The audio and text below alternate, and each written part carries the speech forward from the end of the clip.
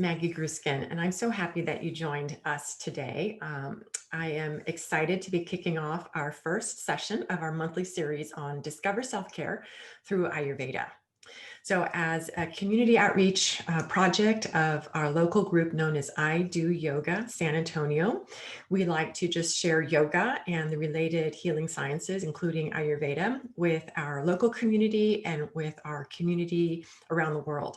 So we hope that you join us each month on the second Wednesday of every month, beginning in January 2021. We'll be exploring different topics and dimensions of Ayurveda and how it relates to our everyday habits. For me, I started yoga about, almost 20 years ago, and it was not by choice, but because I got injured. And the reason I'm sharing my story is because I don't know what you're looking for, what you need for your body and your mind and your spiritual pursuits at the moment. But I wasn't looking for any of that. I was in pain from head to toe after a car accident.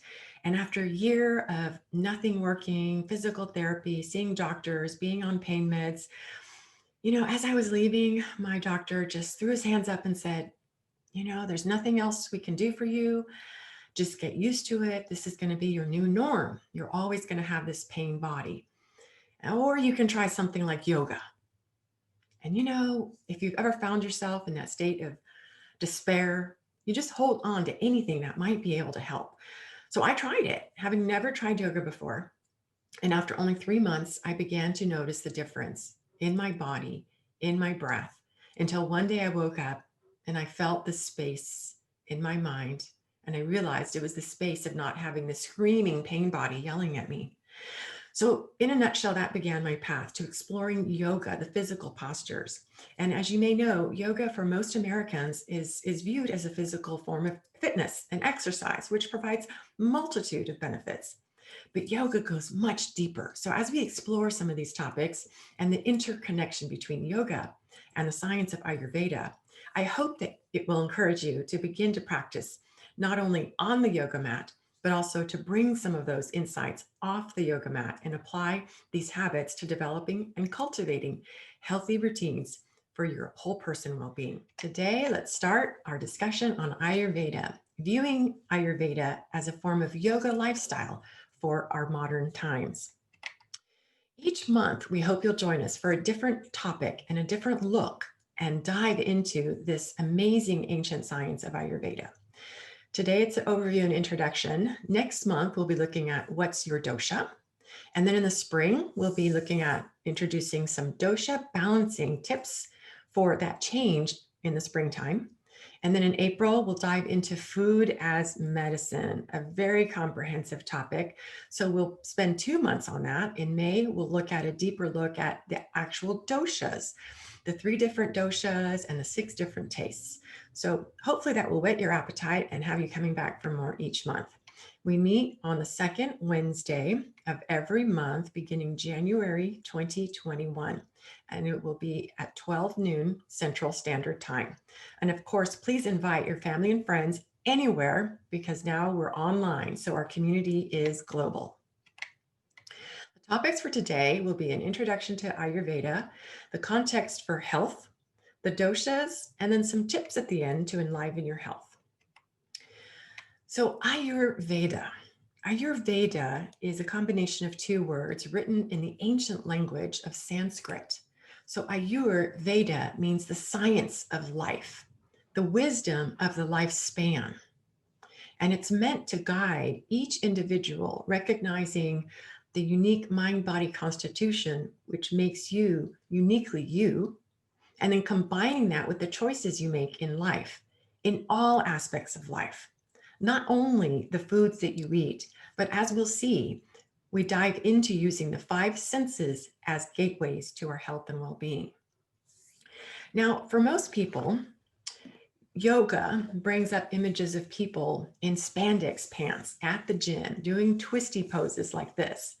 But for millions of practitioners, estimated 35 or so in the US, yoga is more than just a physical activity. Regular practitioners view it as a part of daily well-being. In a study conducted by the Yoga Journal Alliance in 2016, it was estimated that about 34% of Americans or 80 million Americans were likely to try yoga for the first time.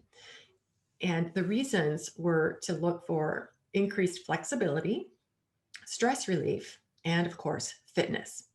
So we hope to expand your idea of what is yoga, taking it beyond just the mere physical postures called asanas, and to view it as the science of self-realization for which it was intended. So how is yoga and Ayurveda connected?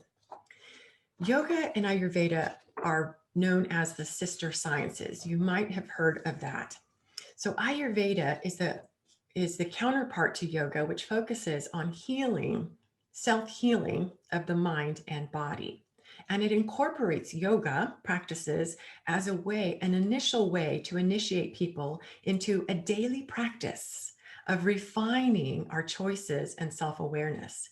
So yoga helps to strengthen and provide flexibility, and as well to purify our and detox our cells and begin to open up our mind so that we can then detox and strengthen and have a more flexible mind in Ayurveda. So there is a growing practice in psychotherapy as well to use yoga on and off the mat. And we hope to explore some of these practices for our not only physical, but mental and emotional well-being. So Ayurveda and yoga come from the ancient scriptures known as the Vedas from the Indus Valley, estimated about 5 to 6,000 years old. Now, over about 1,000 years, these Vedas were written. Veda means knowledge. So the actual initial idea of what is health, what is life, what is our purpose, these thoughts were thought about by what they call the rishis, the ancient sages of old, that were able to discern the truths from nature and the connection of who we are as individual mind, body, encapsulated spirits, and how we are a part of the natural order of things. So we look at, through the yoga philosophy, there are 6 main yoga philosophies called darshans. And from those, we pull different insights that we can include as part of our daily routine in Ayurveda. There is so much goodness here. I just want to connect you with the idea of what is Ayurveda and where it fits in America and the growing global resurgence of this practice. If you've been practicing yoga, you've probably experienced some bliss, some space in your breath, some flexibility in your body. If I can encourage you, if you've never tried yoga, to begin the practice and to view this as a practice, a way of meeting yourself and where you are today, and how we can refine our aspects of the way we perceive life and the consciousness with which we make our choices on the path towards journey of our own whole person well-being. This is a rich area and we're just going to touch the surface. So let's continue with some of these concepts on Ayurveda as the science of life. Its focus is, again, to heal, restore, and revitalize all cells and tissues in our mind and body. Its main focus is consciousness, your self-awareness, and our ability to transcend our limited mind-body state. And it utilizes our 5 senses. We're going to have so much fun looking at what we see and hear and smell and touch and taste, and begin to see these as gateways to expand our consciousness. So as the science of life, there are so many different ways we can dive into the practice of, the practice of Ayurveda.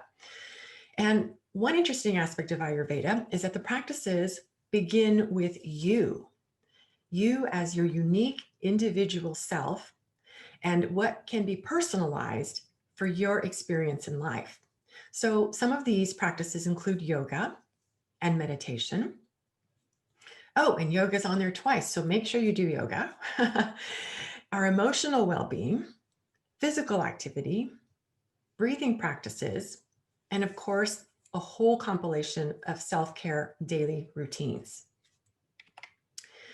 Now, Ayurveda, I like to view as a lifestyle guidance system, and we'll look into why we need a system. Now, looking at the whole of lifespan, Ayurveda recognizes that we are always changing beings. But how often do we stop and reflect that at one point we were a baby, a toddler, and child, and teenager?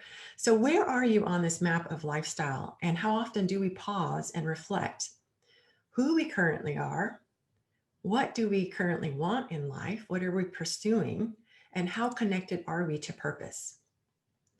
Included in this is the different cycles in life, in nature, in the annual clock, in the monthly cycle, in the daily circadian rhythm, and how all of these affect our mind and body. Also included is a concept in Ayurveda is that we are unique from the natural order of other sentient beings, such as a plant. A flower, once planted, has only the ability to grow into the flower from that seed. Unlike this flower, we human beings are endowed with the gift and the freedom of will. And so we have the power to decide and make choices of where we will go, what we will think, how we will feel, and how we will show up in life. And this is both a wonderful gift and also could be a challenge. So, why do we need Ayurveda? I want to begin by looking at the need for what I call lifestyle intervention. As you may have heard, now pre COVID 19, these are the figures from pre COVID 19. The chronic disease epidemic in America is at such a state that it has to be looked at because over 80% of our tax dollars, of our healthcare dollars, are going to treat chronic disease and lifestyle related diseases. Poor diet is linked as the number one leading cause of death and disability in the US. Also, some of the top killers related to lifestyle behaviors include heart disease, stroke, diabetes, and cancer. If you can imagine, more than half of all US adults have at least one of these top chronic conditions. Do you have one of these? If so, I hope you will consider some lifestyle intervention. Now, let's take a look at some of the unsustainable economic aspects of it. As I mentioned, about 75 to 80% is spent on chronic disease. Pre-COVID-19, the US healthcare spent $3.5 trillion on these health lifestyle related chronic diseases. And it's estimated by the year 2030, the number of people with three or more of these chronic diseases is expected to increase to 83 million, with a total cost of over 42 trillion. Employers are paying a hefty bill for this, but so are we as individuals in our quality of life. So, why is lifestyle such a focus? The need for lifestyle intervention is being looked at by innovative and forward-thinking groups such as the American College of Lifestyle Medicine, whose mission is to educate and empower current physicians and future physicians to understand the root cause of disease and to treat it at the source and not just look at the symptoms of disease. So the 6 pillars looked at by the American College of Lifestyle Medicine include nutrition, focusing on predominantly whole plant-based foods, the importance of sleep as king for our self-care routine, exercise and movement, regular movement throughout the day, the decrease or cessation of use of tobacco, alcohol, and risky substances, the recognition of the impact of stress and the ability to manage stress levels throughout the day and in our life, and the importance of establishing and maintaining healthy relationships, social connections for mental and emotional well-being. So take a look at these and we'll understand why the current need for lifestyle intervention can be adequately addressed if we turn to holistic self-healing systems like Ayurveda. As you're watching, as you're thinking about health, ask yourself, what do I want for my health and well-being? What is it that you are currently craving? Just take a breath, inhale and exhale, and just be present to that soft whisper from every cell in your body that's crying out to experience its fullness of self. And just jot down what might come to you. You can pause this and think about it a little bit longer and come back to it and maybe journal on your own. So the definition of health, according to the World Health Organization, is health is a state of complete physical, mental, and social well-being, and not merely the absence of disease or infirmity. Doesn't that sound amazing? And doesn't that sound a little bit of what Ayurveda is getting to? It's a holistic approach. Now, this has been in existence from the World Health Organizations and the preamble of the 1946 meeting. It's not changed. And yet, if we look at the current healthcare system, it's really not geared to train physicians, for the most part, to look at the whole aspect of the person, merely looking at the symptoms and ameliorating some of the pain and suffering. So we want to expand and work with more of this broader definition of health. And Ayurveda is a wonderful tool to also work with this definition of health. So in Ayurveda, life is viewed in a multidimensional sense. So the more you look at yoga, the more you look at Ayurveda, multidimensional will just become a normal part of your vocabulary. And this means that we're more than just this physical embodiment of what we see with our eyes and what we can touch with our hands. We are the body, but we are the mind, not just in our brain, but in every single cell in our body. And we are this spirit which pervades all. And that part of this is understanding that to work with the three levels of the body, mind, and spirit aspect of being, our goal is not to achieve perfect static balance, but to recognize that life is like a play. It's like a dance. It's called Leela. So the flow, the ebb and flow of working with the body and the mind and the spirit becomes a joyful dance, an exploration of all aspects of our being. So we invite you to jump in, get to know and explore more of your uniqueness in all three aspects of yourself. According to Adi Shankara, a 9th century yogic sage, there were these three primary layers of life: the physical, psychological, and spiritual. So we tend to think of these levels of existence as separate, and they're pretty much treated separately by different therapists, doctors, right? But we come through Ayurveda and yoga in a holistic, integrative manner. And we're freely able to access all three aspects of our well-being, of our whole mind, body, and spirit through yoga, through mindfulness, anything that can transcend our limited experience of time and space. So let's look now at the Ayurvedic view on health. So Ayurveda defines health as when one is in perfect health, when the three doshas, digestive fire, all bodily tissues and components, and all excretory functions are in perfect order with a pleasantly disposed and contented mind, senses, and spirit. Now, when written in Sanskrit, it is a beautiful, lyrical, poetic script. And I think I will share that in one of the upcoming sessions.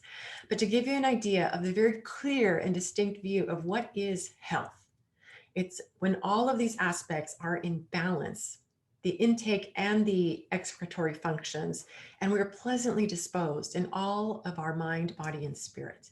So with that in mind, let's forge ahead to look into the possibility that we may all want the same thing, which is just to thrive and experience the bliss of our biochemistry. We want to go beyond the basic needs of food, shelter, clothing. We might want a robust immune system, especially now in this time of COVID. Maybe experiencing a heartfelt and intimate relationship as we're experiencing physical and social distancing. Clear purpose to life. Open and expansive perspective, and maybe a stabilized energy. So did any of those come up for you? And maybe consider which one of these might be tugging at your heartstring now. So, looking at how our health is formed, we begin by looking at yesterday, right? Our bodies of today are shaped by what we did yesterday and last month and last year and 10 years ago. But we may not have that connection of our actions of the past with our bodies of today. Our health is determined by so many different factors, including our ancestral genetic disposition and our current lifestyle and our future biology, right? We now know that our DNA doesn't define our destiny. It can sort of give us the idea that we might be predisposed to a certain disease or not, but it is not our destiny. What triggers disease can be largely prevented or can be affected greatly by what we do in the present moment. Also, science has pointed to the reality that genes have memories. So, what memories of health or well being or dis-ease have we inherited from our ancestors? Epidemiology is looking at the triggering of disease and how we can prevent the triggering of disease. And current lifestyle, of course, which is our focus, is how can we cultivate healthy daily habits to keep us on that path to whole person well being. As an example of yesterday's behaviors, you might have heard of ACE, Adverse Childhood Experiences. It's one of the leading new focuses for public health experts, looking at how early adversity in life can have lasting impacts in our whole person health. So if you had some of these, there's a quiz you can take. If you go to the CDC, there's a quiz for ACE quiz to see if you experienced any of these early childhood adversities. And if you've experienced, I think maybe 4 or more, you're more likely to experience some chronic disease as you age later in life, maybe in your 40s or 50s or earlier. So although we may be living super healthy and we may not have much stresses now, the seeds of disease may take 10, 20, 30 years to show up. So just to give you an idea of how our past can leave those imprints in our body, and those can be triggered at some later stage in life.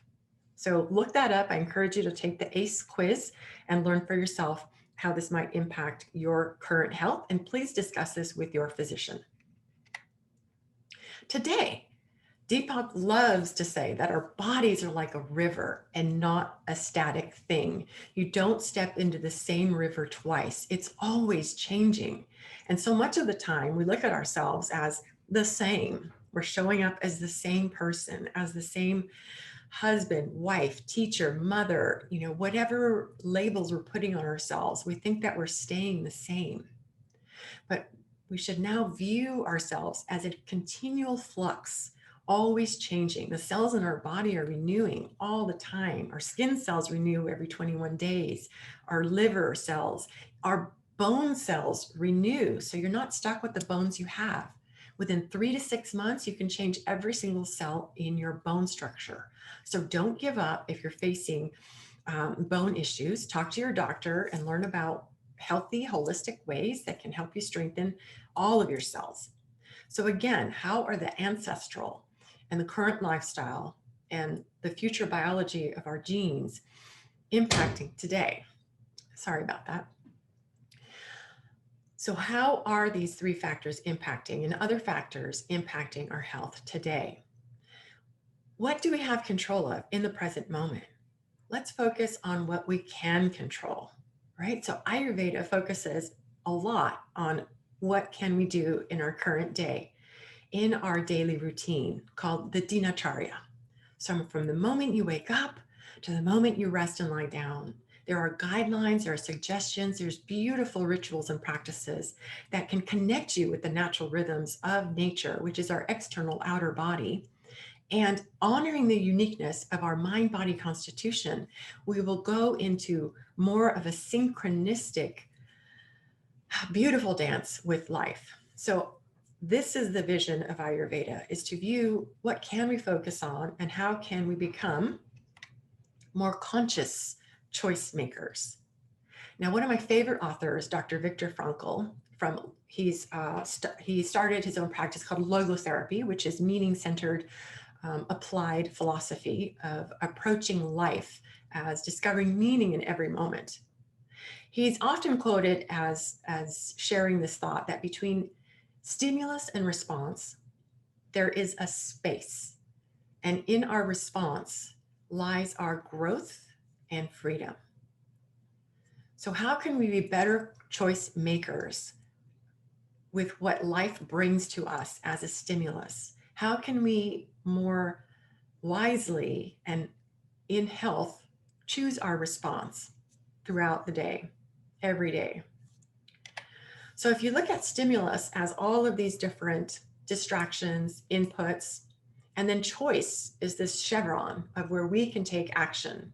So if we can expand those chevrons and allow that space to grow, we can then look at more possibilities, more perspectives, and get a broader understanding of then choosing the right response, the most courageous response, the most healing response to grow our healthy body today. This is a lot of what we do with Ayurveda, recognizing the stimulus, our conscious awareness of it, and then choosing that right choice for us, for our unique mind-body constitution as we are today. Now, our future selves, our bodies of tomorrow, are made by our actions of today. So whatever you want in your health can begin today. And I like to look at our current lifestyle as human beings. We are basically consumers of life. A lot of time we talk about consumers of products, but as a human being, we have these five senses that come out of our body like straws, if you will. And as they reach out beyond our physical body, they are bringing in either information or energy. And it's our level of awareness of how all of these information or energy is being digested by our mind and our body. So how aware and wise of a consumer are we with the various ways that our body purchases this energy and information? And then the last string of that is to understand how that transforms our being, our mind and our body, and how we then act in the world. Be the change you wish to see, and it begins with me. The choices I make today are part of that ripple, the Leela aspect, the play, the dance in life. Okay, so Ayurveda's approach to well-being is holistic, the whole mind, body, spirit. And it's a systems approach, right? It's looking not just from an individual, but also to the universal and the interplay of it. And it's also an individualized approach, looking and recognizing and honoring that you are the most unique person alive right now. There has never been anyone like you. Your unique mind, body, constitution, your presence in today's life, and your purpose. These are all your unique gifts. Now, what shall we do with this one unique life? So as a holistic aspect, we look at our wellness, not like you would look at the different aspects of an elephant.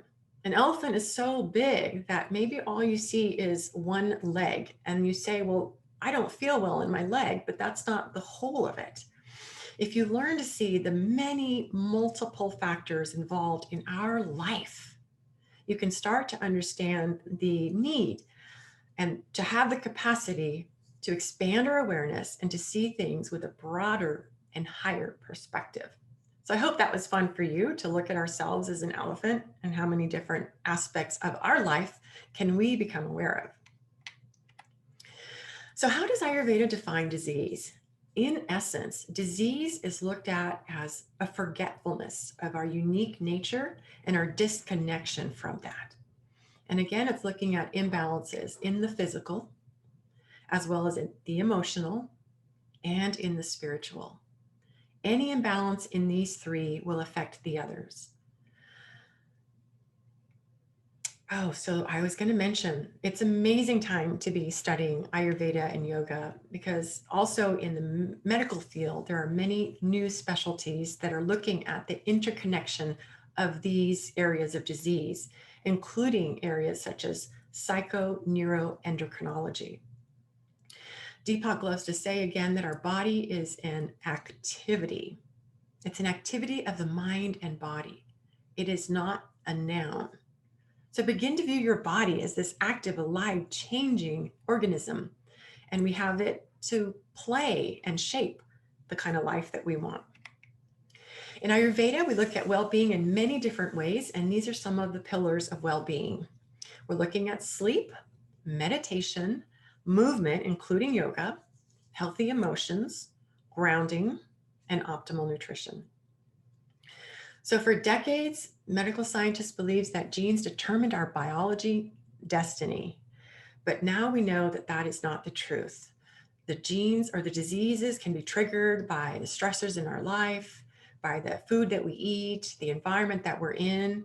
So while we may inherit between 20,000 and 25,000 genes from our parents, some of these genes include genetic mutations, which are variations of a gene that can affect how the gene actually expresses itself. It's really amazing that 95% of disease-related gene mutation increases our risk factors for diseases. They don't predict the disease. It's just amazing when you start to look at it. In other words, just because you carry a genetic mutation that predisposes you to heart disease, you are not destined to develop it. It is estimated that only 5% of disease-related gene mutations are fully going to express themselves as a disorder. So we have a lot to play with in our genes, whether we are predisposed to diseases or not. So our choices we make in staying healthy and revitalizing our cells and tissues can go a long way in flipping the switch to off on those diseases. So two amazing topics in Ayurveda, these two words, Ojas and Ama, are indicators of health or disease, and we'll go into it in just a moment. So these are indicators of disease and are basically the metabolic power of whether we are digesting what we're taking in through all of our five senses, or whether we are cluttering up our system with undigested bits of stuff called Ama. So Agni is our digestive power. This is our main principal way of how we take in energy and information, and whether we're able to fully digest it, incorporate it into our cells or tissue or mind, and how that then is released into the world through our thoughts, actions, behaviors. There is so much focus on this that our health greatly depends on our ability to properly digest. So when our digestive fire is strong and healthy, we can easily digest food and experiences. So we extract the greatest level of nourishment from our diet. And this is known as ojas, an indicator of health. Now, when our digestive fire is weak or irregular, we cannot properly digest even potentially nourishing substances, and our body starts to accumulate toxins. This leads to a residue called ama. So to keep Agni strong, we need to eat the proper amounts of food, the right amounts of food at the right time, and managing stress, which can dampen our ability to digest. So real quick, it's a self-check-in. You might want to just take a screenshot of this, but some of the questions to see what level of ama is present in your day-to-day experience. So when you wake up in the morning, is your tongue coated with a thick layer? You can click yes or no. Is your breath sour or unpleasant? Is your appetite low? Is your digestion delicate? Do you have sluggish or irritable elimination? Do you have generalized pain in your body? Do you feel fatigued? Do you experience the symptoms of depression? Do you frequently get sick? Do you have difficulty manifesting your intentions? So you can count up all the yeses and just see how many of those are prevalent in your current life. And then on the other side, let's look at ojas. How is this showing up in your life? So do you feel rested when you wake up in the morning? Does your skin have a healthy glow? Is your tongue clear and pink when you wake up in the morning? Do you have a sense of lightness in your body, regardless of what you weigh on a scale? Do you feel centered throughout the day? Is your digestive fire strong? Do you generally feel energetic and enthusiastic? Does your mind feel clear and alert? Does your sweat smell pleasantly? Do you get sick only rarely? So again, count up all the yeses and compare how many of the ojas, how many of the amas, and just use this as a benchmark. And then after months of practicing some of these lifestyle techniques, let's check back in on where your numbers are. Again, Agni is one of the main themes in Ayurveda. And it's not so much what we take in, but what we are able to fully digest. The metabolism of life. Our health depends on it. The nourishment that we can take from food. It is said that if our Agni is bright, we can take the nourishment from poison, and even poison can be nourishment if our Agni is very strong, something like that. But in any way, all of these are determined by a lot of factors in our lifestyle. And we'll look closely at that in our upcoming months. So again, Ojas is the vital nectar of life. As we looked at the self checklist, these are some of the indicators of health. And Ayurveda helps us to shift our perspective of health from looking at the absence of disease to what are the signs of health. So it's shifting our perspective. Instead of saying, am I sick? It's like, am I healthy? Let me look for the signs. And even just that shift in the question that you ask can change and shift the way you look at life, your day, and the choices we're making. And then Ama, equally so. Do you know when you are sick? Do you wait until you feel that you're sick? A lot of us experience mild or low grade inflammation or just dis-ease. So I want you to really look at that and ask yourself, how do I know if I'm healthy? How am I feeling? How am I showing up in life? All right, and the last introduction for Ayurveda is just going to gloss over, introduce two key concepts, the 5 elements and the 3 doshas.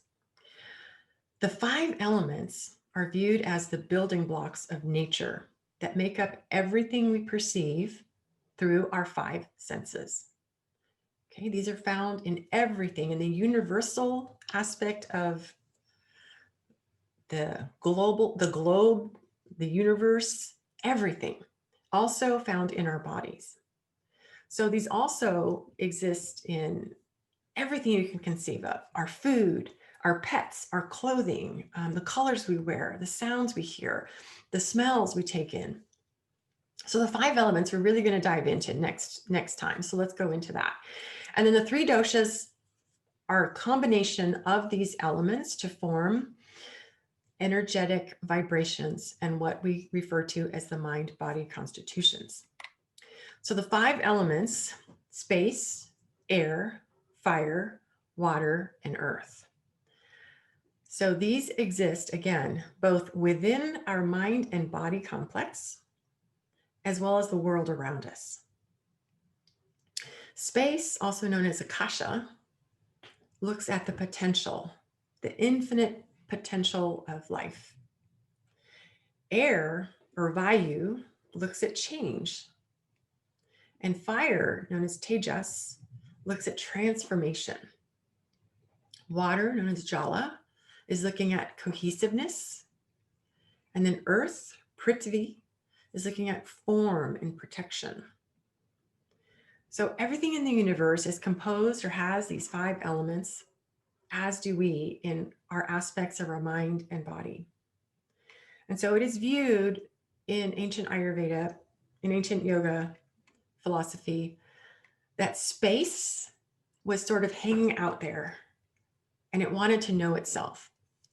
So in the movement, in the act of turning in towards itself to get to know itself better, space created the wind. So with the wind came this air. And as air started to get active and get mobile and really work itself up, it created that friction, which ignited into fire. And as fire grew more and more, then the outer edges began to condense and thus came into being water. And as water followed gravity and descended into earth, which forms the structure. In this simple way, Ayurveda becomes a story of looking at how we are an integral part of everything in the universe, and how by understanding the universe and the natural laws of being human, being alive, we can then understand ourselves more. So by combining these 5 elements, they come into pairs, and we create the 3 doshas, the unique mind-body constitutions, really sort of energetic qualities. Space and air combine to form vata, which is really characterized by movement. And all of the characteristics and qualities of space and air are reflected in vata: changeable, cold, dry. Fire and water combine to form what's known as pitta, which is for looking at transformation, not just change, but transformation. And this looks at the heating aspect, the digestion in life, our ability to decide. All of these aspects are a part of the characteristics of pitta. And then water and earth form and combine kapha. And this is known as the energy of protection or structure. So we're going to look at these in much more detail next month. So we hope you'll join us. And we'll also give you a link when you sign up to take a dosha quiz. So before you join us, we hope you'll take a dosha quiz and begin to delve into deeper understanding of how these doshas connect all things and begin to lead us into seeing our true nature as an energetic being.